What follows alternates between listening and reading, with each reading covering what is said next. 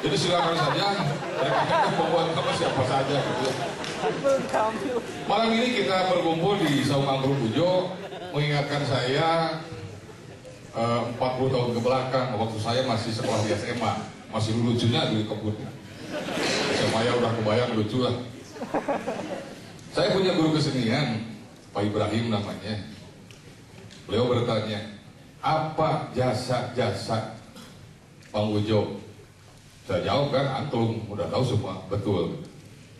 Lalu guru saya bertanya lagi, coba sebutkan alat musik yang kalau dimainkan bunyinya klung klung klung tapi berputar. Semua orang tidak bisa menjawab. Hanya Pak Ibrahim berkata, kalau kalian ingin tahu alat musik yang kalau dimainkan bunyinya klung klung dan berputar adalah angklung yang dimasukkan ke mesin cuci. Putar kan gitu ya. Di sini juga ada pesan calung ya.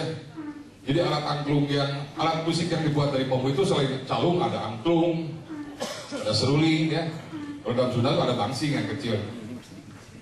Kalau Anda lihat di souvenir shop di sini, harga seruling cuma 10.000, paling mahal 20.000.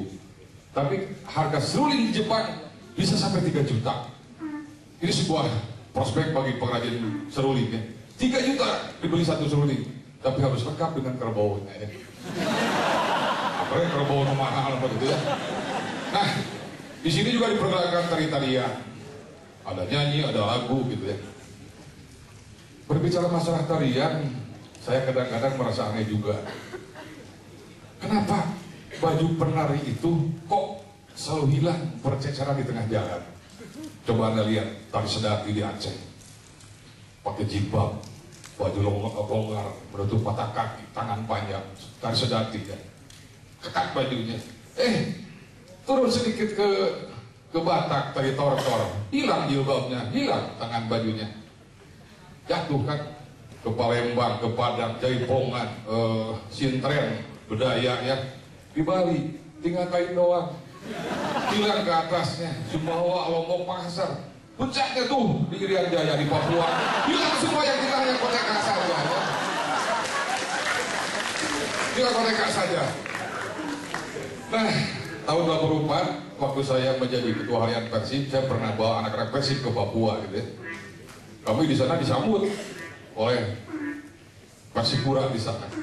Semua pemain dimasukkan ke sebuah ruangan dan harus memakai pakaian adat Papua, termasuk pakai koteka. Begitu keluar, wah tepuk tangan. Saya keluar paling belakangan, semua terpinggal-pinggal. Saya nggak bisa dikoteka, terpaksa pakai botol aqua bekas.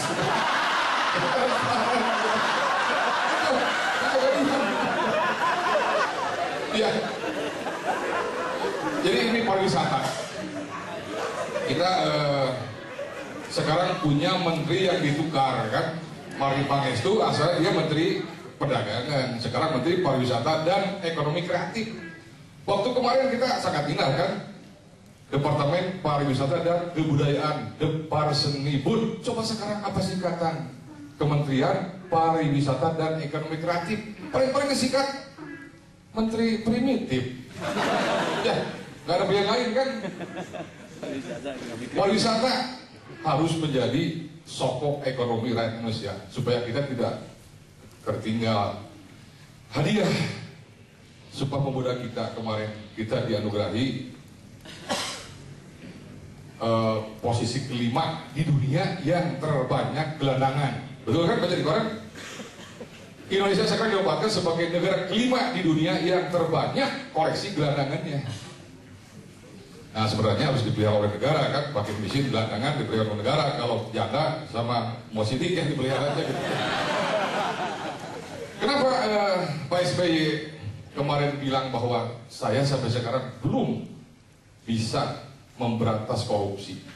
Saya berpikir Pak SBY jangan bicara begitu, karena menurut saya semua presiden itu terlibat KKN, dari Soekarno, Soeharto, Megawati, Habibie, semua KKN. Tapi bukan korupsi nepotisme dan partai lain. Coba lihat Soekarno KKN, kanan kiri neneng, kanan kiri mama ya, karena dia sudah kawin Soekarno itu.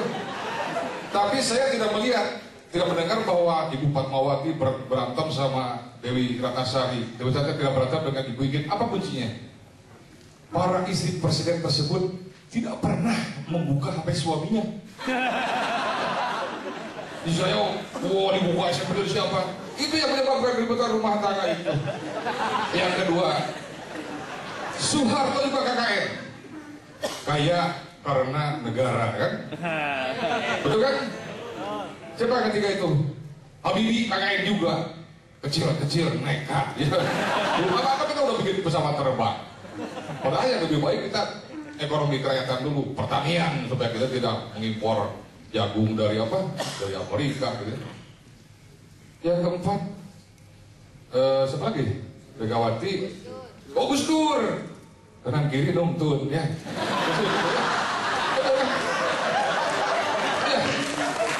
Nah, Megawati, Gus Dur, siapa lagi terakhir? SBY, KKN juga. Kena kibul Najarudin. Ya, SBY. Mas, rekan saya memberikan julukan nih. Soekarno negarawan, Soeharto hartawan, Gus Dur agamawan, Megawati keibuan, betul kan? Habibie ilmuwan, Pak SBY biduan.